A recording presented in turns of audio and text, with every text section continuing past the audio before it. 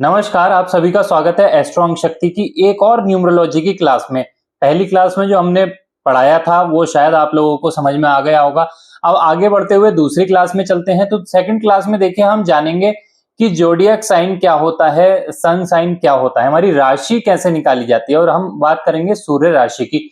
Numerology में सूर्य राशि के हिसाब से ही समय को देखा जाता है। तो सूर्य राशि कब से कब तक होती है, कौन सा पीरियड कौन से ग्रह के अंडर में आता है या कौन सी राशि होती है, उसको जानेंगे। इससे पहली क्लास में हमने जाना था कि हमारा मूलांक क्या होता है, हमारा डेस्टिनी नंबर क्या होता है, और अब जानेंगे हमारा ज़ोडिएक साइन से नंबर क्या होता है। तो ये तीनों जानने के बाद हमें अपनी डेट ऑफ बर्थ से पता लगने वाले तीनों नंबर हमारे पास होंगे और उससे हम किसी के भी भविष्य को प्रिडिक्ट करना और उसके जीवन में क्या क्या होगा, ये सारी चीजें जानने के लिए रेडी हो जाएंगे। तो अभी आप लोग ये नोट कर लीजिएगा, पहले इसका स्क्रीनशॉट ले लीजिए और इसके बाद मैं आपको बताता हूं कि देखिए 21 मार्च से 19 अप्रैल और इस तरह से 20 अप्रैल से 20 मई, फिर 21 मई से 20 जून, इस तरीके से ये पूरा 12 महीने का ग्राफ होता है।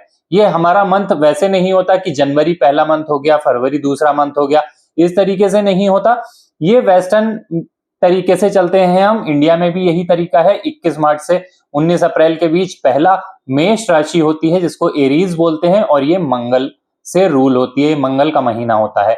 ऐसे ही 20 अप्रैल से 20 मई वृषभ राशि टॉरस होता है और जिसको हम शुक्र का मंथ बोलते हैं। तो इसी तरीके से जब आप इसको पढ़ेंगे तो एक के बाद एक आपको पता लगेगा कि कौन सा महीना किस ग्रह से रूल होता है।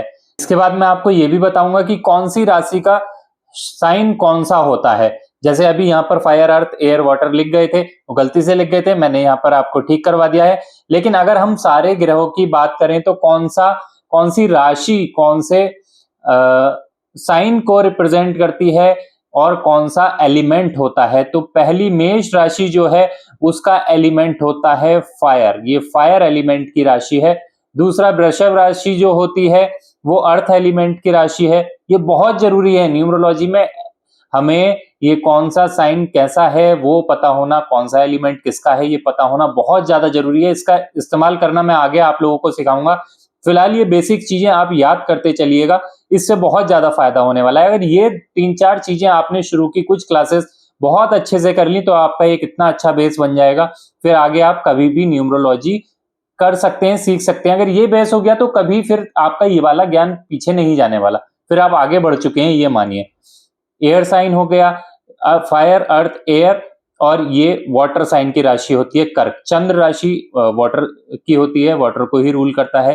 फिर लियो आ गए, लियो सूर्य का साइन है और ये फायर एलिमेंट होता है इसका। फिर बुध आ गए हैं, इनका अर्थ साइन होता है वर्गो राशि। अर्थ साइन ये क्या क्या काम करते हैं, अर्थ साइन का क्या मतलब है, फायर साइन का क्या मतलब है, ये भी मैं आपको बताऊंगा, पूरा डिटेल में बताऊंगा। लेकिन पहले ये सारी चीजें आपको पता होनी चाहिए। जैसे ही ये सब चीजें आपको पता लग जाती हैं, आपको बहुत ज्यादा अंदाजा लग जाता है, कम से कम आप अपनी कुंडली और अपने आसपास के लोगों की कुंडली देखना शुरू कर देंगे। इसके बाद की तो ये सारे एलिमेंट लिखे हुए ही हैं, fire earth air and water. इसका स्क्रीनशॉट भी आप ले सकते हैं या इसके बाद ले लीजिएगा।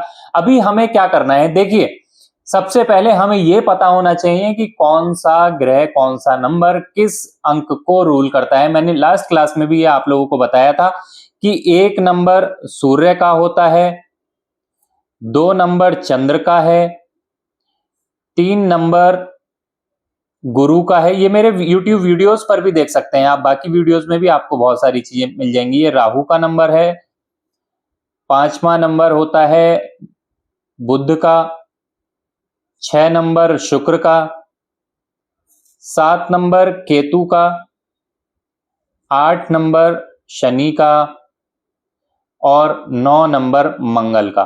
तो अब जब आपको ये चीजें पता लग गई हैं कि कौन सा नंबर किसका है, तो मुझे बताइए मंगल का नंबर कौन सा हो गया, 9।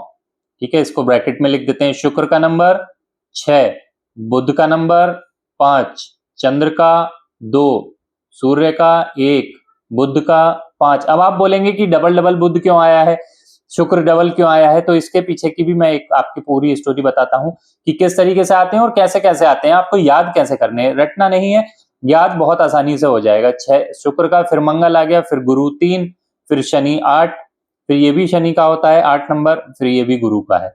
देखिए एक बड़ी अच्छी स्टोरी चलती है कि सबसे पहले एक राजा एक रानी थे। तो एक सूर्य है राजा, एक चंद्र है रानी, ठीक है। अब इसके अलावा जो ग्रह बचे, इन दोनों का अपना घर था। सूर्य का घर है, चंद्र का घर है, इनके अपने घर है। अब बाकी ग्रहों को अपने घर नहीं मिल रहे थे, अपनी कक्षा नहीं मिल रही थी, तो उसके लिए इन्होंने क्या किया?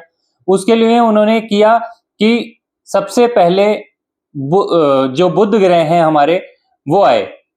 बुध ग्रह आए, बुध ग्रह सबसे पहले गए सूर्य के पास। सूर्य तो बड़े हृदय वाले हैं, बहुत चीजें हैं, सूर्य तो सर्वे सर्वा हैं सोलर सिस्टम के। तो सूर्य के पास आए, बोले कि मुझे एक घर दे दीजिए। और सबसे ज्यादा बुद्धि बुध के पास ही है, तो सबसे ज्यादा ज्ञानी यही थे। इन्होंने अपना दिमाग लगाया, सूर्य के पास पहुंचे। सूर्य ने बोला ठीक है, मेरे पास में एक जगह है, वहां पे आप रह लो। तो बुध ने उनके बराबर में एक जगह ले ली। अब बुध बोले, सूर्य ने दे दी, तो बुध चंद्रमा के पास भी गए, बोले चंद्रमा से भी एक जगह ले लेता हूं। तो बुध फिर चंद्रमा के पास गए, चंद्रमा ने उन्हें जगह दे दी।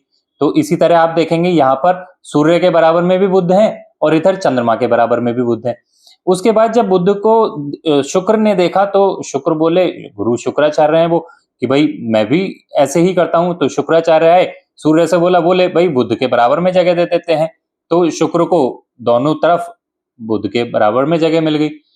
उसके बाद मंगल ग्रह आए, मंगल ग्रह बोले कि मुझे भी जगह चाहिए, तो मंगल को भी इसी तरीके से दोनों तरफ जगह मिल गई। फिर आए गुरु, गुरु को अब चंद्र के बराबर में इधर से जगह मिल गई। आप देखेंगे तो दोनों के दूरी बराबर की है। इधर से गुरु ने सूर्य की तरफ से घर ले लिया और उधर से मंगल की तरफ से।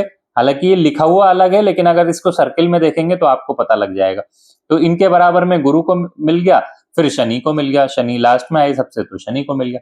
तो इस तरीके से सबको अपना अपना घर मिल गया और ये सारी चीजें याद करने में आपको बहुत ज्यादा आसानी हो जाएगी इस तरीके से देखेंगे तो ये सारी चीजें हैं। अभी आप बोलोगे कि ऐसा क्यों है कि 21 मार्च से 19 अप्रैल, जबकि 1 तारीख से 31 तारीख तक रखा जाता है, बोला जाता है।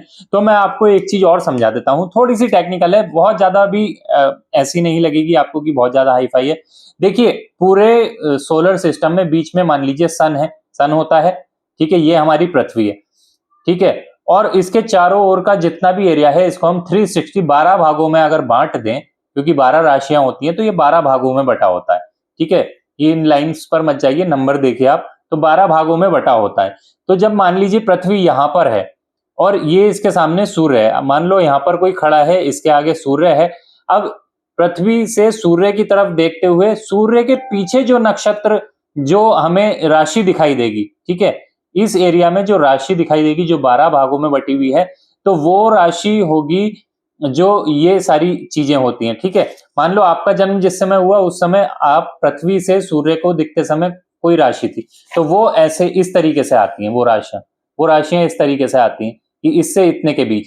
अब 21 मार्च से 19 अप्रैल के बीच जब पृथ्वी से सूर्य को देखेंगे, तो वो एरीज राशि में होती है, मेष राशि में, एरीज मेष में होता है, ठीक है। तो पहली राशि मेष बनी।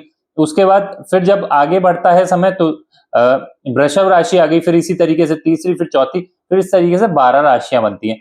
तो ये जो हमें राशि दिखाई देती है आकाश में, राशि कैसी होती है? ये तारे हैं, तारों का डिजाइन है, ठीक है। तो जो मेष का डिजाइन है, जो भेड़ जिसको कहते हैं ना, भेड़ की तरह जो लगता है वहां पे इस तरीके से, ठीक है, भेड़ की तरह जो साइन लगता है उसको बोल देते हैं मेष राशि। तो तारों का डिजाइन जो है दूर से देखने पर ऐसा लगता है, तो उसको मेष राशि बोल देते हैं। ऐसे ही वृषभ को वृषभ इसीलिए बोलते हैं, देखने में डिजाइन वृषभ की तरह लगता है और क्वालिटीज जो आती हैं वो भी सिमिलर तरीके से आती हैं। तो ये सारी चीजें तो अभी ये रही। इसके बाद हम आपको अब ये सारी चीजें पता लग जाएंगी डेट ऑफ बर्थ से, कौन कौन से नंबर आते हैं, मूलांक, भाग्यांक, और तीसरा आता है जोडियक साइन। तो ये 3 साइन पता लग गए। इसके बाद इन तीनों साइन के अलावा, ये तो नंबर हो गए, इसके अलावा एक आपको पता लग गया एलिमेंट, एलिमेंट पता लग गया है, और एक पता लग गया है आपको नाम का नंबर, ठीक है। ये सारी चीजें ही किसी भी इंसान के ऊपर काम करती हैं न्यूमरोलॉजी के अकॉर्डिंग। उसके नाम की क्या वाइब्रेशन है, उसका मूलांक क्या है, उसका भाग्यांक क्या है, उसका सूर्य राशि क्या है, जोडियक साइन क्या है, और उसका एलिमेंट क्या है। तो ये 3 और एक 4 और एक 5, ये 5 चीजें मिलकर, ठीक है, ये पंच तत्व मिल गए। ये पंच तत्व मिलकर ही किसी इंसान को पूरी तरह से बनाते हैं। तो ये तो आज की वीडियो में इतना। अभी नेक्स्ट वीडियो में और कुछ भी लेके आऊंगा, बहुत जरूरी चीजें लेके आऊंगा। हमसे जुड़े रहिए, चैनल जरूर सब्सक्राइब कीजिए और भी अगर लोग जुड़ना चाहते हैं, सीखना चाहते हैं तो उनके साथ शेयर कीजिए। बहुत बहुत धन्यवाद।